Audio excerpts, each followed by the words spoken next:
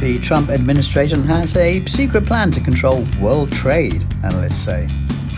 The seemingly random US scheme to take over Panama, Greenland, Canada and Gaza is not random at all. It's all part of a plan to get a grip on world trade by dominating the planet's main sea routes, analysts say.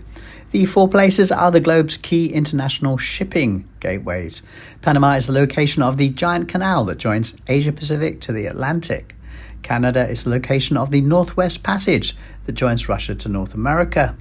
And Greenland is alongside the new China-Russia Arctic Passage. As for the Suez Canal, of course it's the key route between South Asia and Europe. But wait, you say, isn't Trump positioning himself as the pro-peace president, keen to end the Ukraine war and stop America's self-appointed role as world policeman? Well, the leopard has not really changed its spots, but it has redesigned them. While previous US leaders, controlled by the military media industrial complex, controlled the world by creating conflict and covert action around the world, the Trump administration wants to use strategy, might and wealth to control the main trade routes around the world. That was clearly the underlying message behind the recent words of new Secretary of State Marco Rubio, analysts say. Listen to Brian Beletic, a geopolitical analyst with a strong record of accurate predictions. Secretary Rubio can deny US foreign policy seeks out war, but he has clearly laid out a course of action that depends on other nations subordinating their sovereignty under international law to US interests in order to actually avoid that war, he said. Donald Trump wants Gaza as part of a plan to build an alternative to the Suez Canal, which is widely used by China's Belt and Road projects. The aim is to create a parallel road to the Chinese Belt and Road, said Dr. Nadia Helmi, a political scientist in Egypt. Here's what you need to know about the four US targets. First, Panama. The media, and especially social media posts by Republicans, is filled with allegations that the CCP of China controls the Panama Canal. This is not remotely true. 2 ports out of the 5 in that area are managed by Hutchison, a Hong Kong company. Who owns it? Well, it's listed on the Singapore Stock Exchange, and its biggest shareholders are BlackRock and Vanguard. Yeah, BlackRock and Vanguard, yes. Why are people being tricked into thinking that the CCP is the owner? Because that would provide justification for America to invade it. Second, Greenland. I published this map recently. It shows a route that Russia and China have been building to create a win-win trade route that the West can use to supply countries in the East and vice versa. This route basically runs from Siberia in the east to Norway in the west, and was impassable for most of the year until relatively recently. Global warming has cleared some of the ice, and icebreakers from Russia can clear the rest. China and Russia have been working together to establish a clear pathway.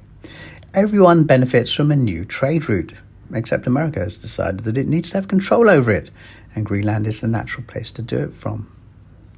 Third, Canada. That large country is the location of the Northwest Passage, which is a key sea lane between the Atlantic and Pacific Oceans through the Arctic Ocean. Now, the people of that country refer to these as Canadian internal waters, but the new US plan sees them as US sovereign territory. American thinking is that, well, they already have Alaska, so they may as well have the rest of the Canadian mainland too. Secretary of State Marco Rubio recently made a speech where he seemed to move away from the idea of US dominance and express openness to the rise of a multipolar world. But Beletic notes that his words later in the interview are key. Rubio said, "The Arctic Circle and the Arctic region is going to become critical for shipping lanes, for how you get some of this energy that's going to be produced under President Trump.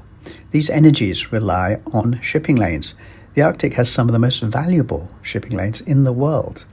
As some of the ice is melting, it's becoming more and more navigable. We need to be able to defend that." Well, there's 3 things to notice about that little speech. He talks about the energy going to be produced under President Trump and says these energies rely on shipping lanes. Yes, that's the strategy.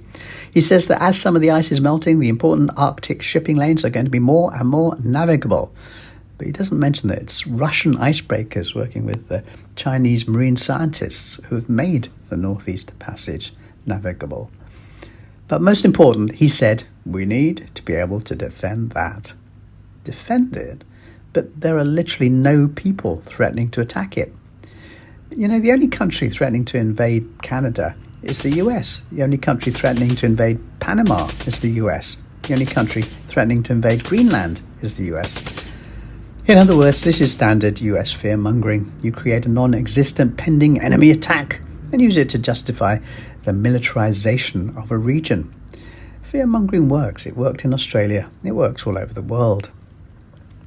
Fourth, Gaza. Now, US warhawks dislike the Suez Canal for many reasons.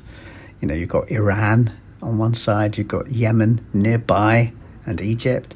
And in the water itself, you've got all these ships from China, the world's biggest and busiest shipper. The US plans to build an alternative Suez Canal connecting east and west. The idea has been circulating for decades. In 1963, the US created a top-secret plan to use 520 buried nuclear bombs to create a track through the Negev desert. The plan became public when it was declassified 30 years later in 1993. The idea has continued to circulate on and off since then. But in the past year, the Houthi people of Yemen decided to take a stand against the slaughter of families in Gaza by preventing seaborne deliveries to Israel. And despite the fact that Yemen is one of the poorest countries in the world, and the US and UK among the richest, the Houthis were remarkably successful in disrupting deliveries to Israel. This refocused American attention on the old idea of creating an alternative Suez Canal. So that scheme is very much back on the table.